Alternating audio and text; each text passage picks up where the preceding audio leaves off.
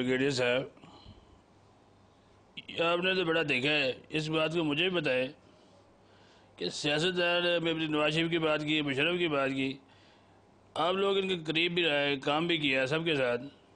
یہ جو واقعی جب اقتدار بھی آتے ہیں ان کے وہ ذہن ہی بدل جاتے ہیں. حالانکہ میں 2.5 مہینے وزیر اعظم رہا ہے، یقین مانے میں نے کبھی فیل ہی نہیں کیا کہ میں وزیر اعظم ہوں.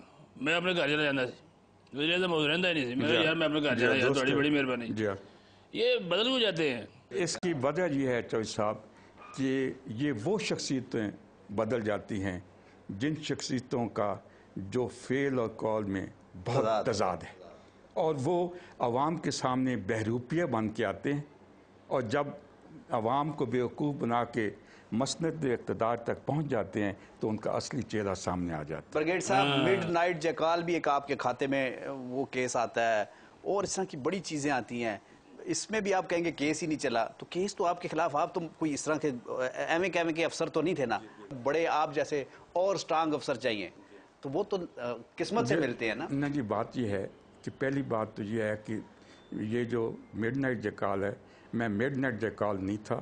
جنہوں نے یہ نام دیا اس آپریشن کو وہ خود حقیقت میں جیکال تھے، گیدڑ تھے، اور وہ شیر کا کھال پہن کے آئے.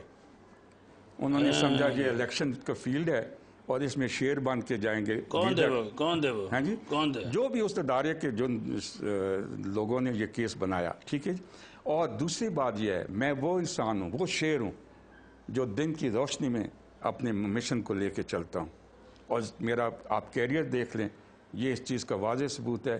آج بھی دنیا کی جو بہترین انٹیلیجنس ایجنسیز ہیں، را، سی آئی اے، کے جی بی تو ختم ہو گئی، اس وقت کے جی بی بھی تھی، کھاٹ جس کو بعد میں وارڈ افغانستان کی، وہ میرے نام سے اس وقت بھی خوف کھاتی تھی، اور آج بھی را اور سی آئی اے میرے نام سے خوف کھاتی ہے. ماشاءاللہ. بریگیڈ صاحب ایک سیکنڈ، دوسری چیز چوہدری صاحب، جنہوں نے ایک قصہ، مڈ نائٹ جیکال کا کیس عدالت میں چلا ہے اور مجھے باعزت طور پہ بری کیا گیا، اور اس کیس میں نے 5 سال بے گناہ اور سزا کاٹی، اور میرے بچوں نے وہ ظلم 5 سال سہا. ٹھیک ہے جی. اور میں باعزت بری ہوا ہوں، اور میں نے اس چیز کا کبھی ڈھول نہیں پیٹا. اور وہ جو گیدڑ کھال شیر کا پہن کے آئے تھے، وہ بھاگ کے ہندوستان چلے گئے، راہ کی مدد سے پھر لندن بیٹھے رہے، اور جب ایک سیاسی قوت واپس آئی اقتدار، وہ آپ پہ بڑی تنقید کرتے ہیں، وہ جو جن کی بات کرتے ہیں. تو میں نے تو آپ کو یہ بات کہا ہے، تنقید کرنے کو تو بہت بات ہے. اچھا میں ایک چیز یہاں پہ ایک تھوڑا چند مصرے ہیں. راما بھی بہت آنکھیاں سن، ٹھیک ہے، گل وچ غم دا توق بھی سی، کچھ شہر وچ دشمن سن، کچھ سانو مرن دا بھی شوق سی. اچھا یہ بات بتائیں، یہ جو مجھے پتا چلا کہ آپ نے بڑا کردار ادا کیا ہے غلام اسحاق خان اور میاں نواز شریف کے درمیان اختلافات پیدا کرنے میں، اور غلام اسحاق خان کی رپورٹ بائی رپورٹ آپ نواز شریف کو دیتے تھے. 2 آئینی سربراہ، ایک ایگزیکٹو اور ایک صدر مملکت آپس میں ٹکرا رہے ہیں ذاتیات کی بنیاد پہ. اور یہ ٹکراؤ اس وقت شروع ہو گیا تھا جب نواز شریف نے حلف لینے کے بعد اپنی کابینہ بنائی اور سلیم سیف اللہ کو کیبنٹ میں شامل نہیں کیا پہلی دفعہ، اور صدر مملکت نے حلف لینے سے انکار کر دیا کیبنٹ کا. یہ وہاں سے ابتدا ہوتی ہے.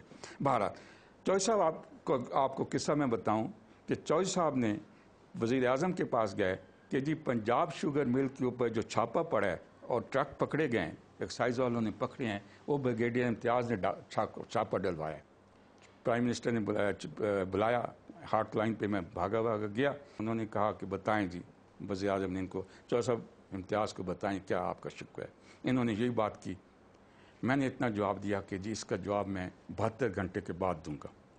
72 گھنٹے کے بعد گیا پرائم منسٹر کے پاس کہ جی یہ ثبوت ہے کہ یہ جو ایکسائز کلیکٹر وہاں پہ ملتان میں لگا ہوا ہے، یہ پچھلے 4 ہفتوں میں 3 دفعہ ایوان صدر آ چکا ہے، اور یہ اس کے ٹیلی فون ریکارڈ ہے.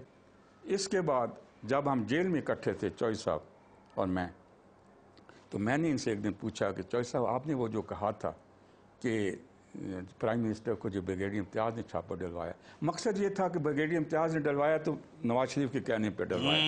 ٹھیک ہے جی. تو وہ آپ کو کس نے کہا تھا؟ تو چوہدری صاحب نے مجھے بتایا کہ امتیاز تو میں آج بتا رہا ہوں کہ یہ بات مجھے غلام اسحاق خان نے بلا کے بتائی۔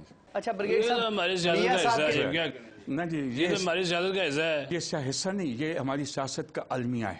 چوئی صاحب میں نے بھی پوچھنی ہے کہ نواز شریف سے ان کے یہ بہت کلوز تھے، آپس میں بالکل گٹ مٹ تھے، پھر ان کے ساتھ اختلافات کیوں ہوئے، یہ تو پوچھنے دیں۔ پہلا دس بجے میرے ان کے ساتھ کوئی اختلافات نہیں، میرے تحفظات ہیں، اور میرے تحفظات بنیادی طور پہ یہ ہیں کہ چاہے ان کے گرد جو جم درباری مشیروں کا اور درباری ایڈوائزر کا حلقہ ہے، ٹھیک ہے، ان سے اختلافات ہیں، اور دوسرا چیز یہ ہے کہ ان کے اندر غرور کا جو عنصر ہے ان کی شخصیت یہ ہے۔ ہے۔